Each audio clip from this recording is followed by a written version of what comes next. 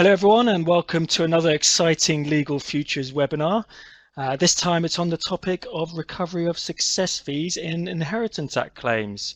I'm Roman Kubiak and I'm a partner and head of the Contested Wills Trust and Estates team at Hugh James. I've briefly commented on this topic previously, or at least a notable prevalence of CFAs in Inheritance Act claims in a recent article actually for Legal Futures, which for those of you who are interested in that, it can be found here at this link.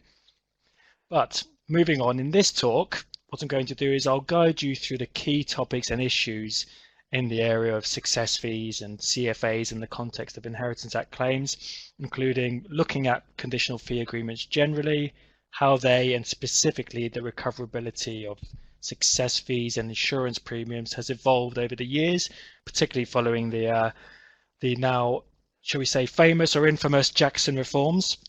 We'll then move on to look at some really recent case law in this area and its impact both now and likely moving forward. I'll then, as I tend to always do, look at the practical points for practitioners. So essentially, what does this mean to you guys?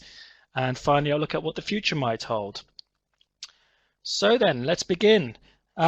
Rather tragically, and perhaps a sign that I was destined, if not to be a lawyer, at least to give this talk, I remember actually as a child listening to a debate on the radio in my dad's kitchen about whether or not no-win, no-fee agreements ought to be brought in the UK, and given how prevalent they were in the US.